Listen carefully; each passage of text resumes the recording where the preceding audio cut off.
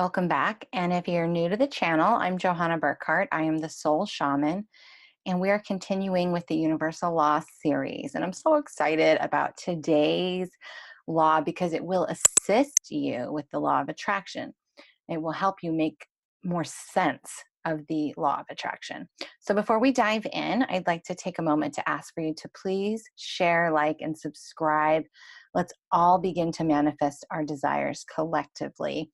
And make sure you click the bell so that you'll get notified every time I drop a new video, especially since this Universal Law series is going to be running for a little while. So today's law is the law of vibration. And the law of vibration states that everything in the universe offers a vibrational frequency.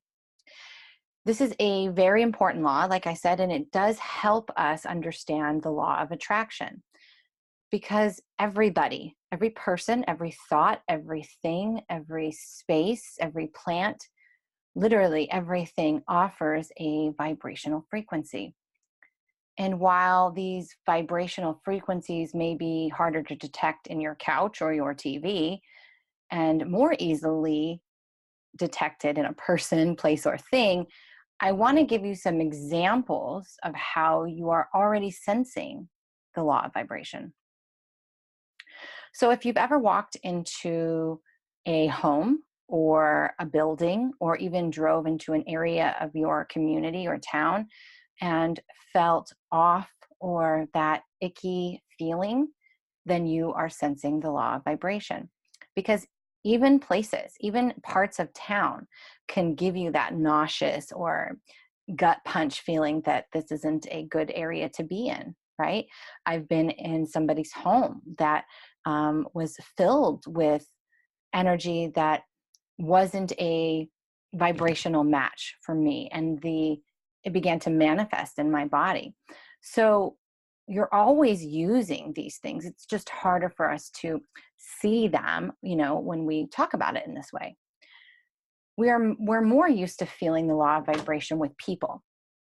So when you meet somebody, we generally get a feeling right away. If they are a good person, if they're high vibrational, if they got a good, light, airy feeling about them, or if they are low vibration, right? Somebody that's just doesn't feel right to you. Even if you can't explain it, even if their face, right? Even if their body language and everything else is telling you that at face value that they are a good person and that everything is hunky-dory, underneath you're sensing that the energy is not good.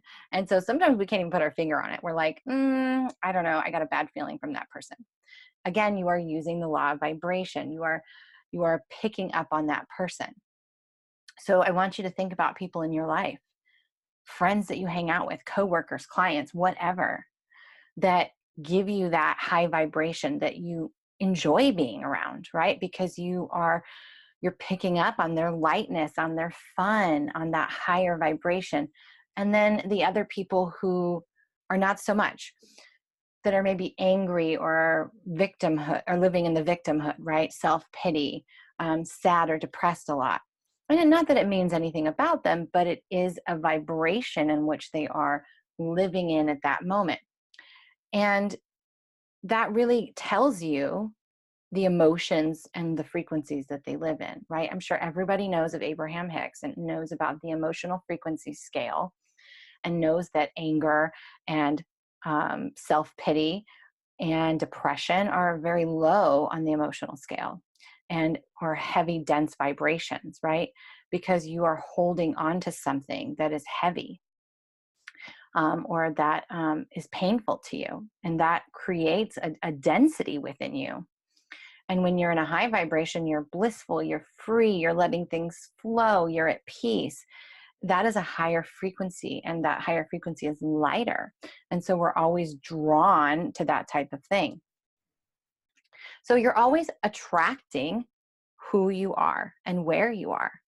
Because of the vibration of which your emotions are in, that those emotions offer a vibration. And the universe wants to match your vibration. And that's where the law of attraction comes in. So when you are staying around somebody who is low vibration and you are not, if you're in a high vibration and you're hanging out with somebody who's in a low vibration, you could begin to feel that repelling energy, right? That you don't want to be around that person. I actually went through this when I was first waking up, when my senses, if you will, were coming online. I started to notice that I was shifting a lot of friendships. I was ending a lot of friendships because my vibrational frequency was shifting, and I was actually being repelled from those people because they were not an energetic match for me anymore. And so being in communication or close to them actually made me feel sick. It made me feel off. We call them energy vampires because if you don't have great boundaries, they are going to suck your energy. Because again, it actually takes more energy to be in a low vibration. Think about it. You're holding on to heavy, dense emotions, right? So that makes being in a low vibration take more energy because you're holding more. Think about it as holding bricks or holding a box. If the box is light, or is the box weighed down by all the things you did wrong, all the things that could go wrong, all the things you're holding on to, and feel the difference. Just because it isn't an actual brick doesn't mean that the emotion weighs any less. And that's where we can say, how do we apply this in everyday life? And you can see that really it isn't going back to the law of oneness, it isn't the actual love that you're seeking in somebody else. It's not the money that you're seeking. It's not the item that you're seeking, the client, the job, the house. It really is an emotional frequency that you are seeking, because all of those things would trigger an emotion within you, right? Having a lot of money, people associate with freedom. Why? Because they feel that money will buy them things, will buy them time, which isn't really true, but it can buy you more fun experiences within your time frame, right? Totally different video. But the point is, everything that you are desiring triggers an emotion within you. You feel that item will give you that feeling, when in reality that feeling is within you. And so when you realize that, you can shift to, what I really want to feel is happy. What I really want to feel is blissful. What I really want to feel is energetic and free. I want to have more fun, right? I want to have more opportunities. I want to do things that light me up, that expand the love within me. And when we focus on that versus the item, then we can start seeking that emotion within us. We can return to this present moment, and we can say, right now, in this moment, what do I have in my life that lights me up, that makes me feel grateful, that makes me feel good, right? Because none of those things are really making us feel that way, but it is triggering that emotion within us. And we can sit with those things until we can begin to see, as the law of oneness states, that everything is energy and that everything is coming from the same source as you. When you find those feelings inside of you, when you tap in to the gratitude, to the love, to the bliss, to the vitality, to the freedom that you already have within you, and you sit in, it's not obtain, when you sit in those frequencies, that is a vibration that the universe is seeking to attract to you, right? So it's looking for a like vibration. That's the law of attraction. So what can we do right away? We can look at our thoughts, because here's the truth. Your thoughts are fleeting. Every thought you have is a fleeting thought. It means nothing. It isn't until we attach meaning that that thought turns into a belief. So what are your thoughts and feelings telling you? Because thoughts are just fleeting until you give them meaning. And when you attach meaning, you are creating an emotion. So what is the emotion that you are attaching to that thought? Is it heavy? Is it dense? Is it constrictive? Is it open and expansive? Are you allowing yourself to be open to possibilities? Is the thought so constricting that you can't see any other way? You're boxing it in, and that's the only meaning it can have. Because the emotion that you attach to the thought that you have is what triggers your next action. And then it repeats.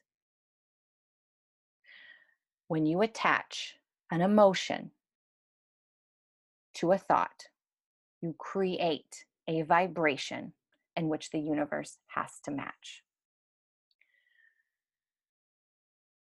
So, what are your thoughts? What are your emotions? Who are you, and what are you attracting? In those moments when you have those thoughts that are less than serving, that are heavy and constricting, you have a chance to overwrite them, to reprogram it. It's not going to be easy. It never is. We have to let go of all that we have ever known and open ourselves up to the possibility that it could mean something different. And we don't even have to know what it means. All we have to do is say, is it possible? Is it possible for me to feel bliss, for me to feel peace? Is it possible? Yes, that's it. If that's all you can do, end it right there. Reprogram those thoughts. When they come up, then they're not serving, when they're constrictive and when they're heavy. In that moment, when you are in the awareness of it, you can stop and say, no, that is not my truth. My truth is that this is possible for me, that it is possible for me to feel happy, for me to feel at peace. And you don't have to give it a how, what, why. You just have to say it's possible. And in every moment, reprogram your vibration. Because the universe is desiring, it is being directed to match your frequency, just like a magnet. So I hope this helps, and I will see you next time. Bye.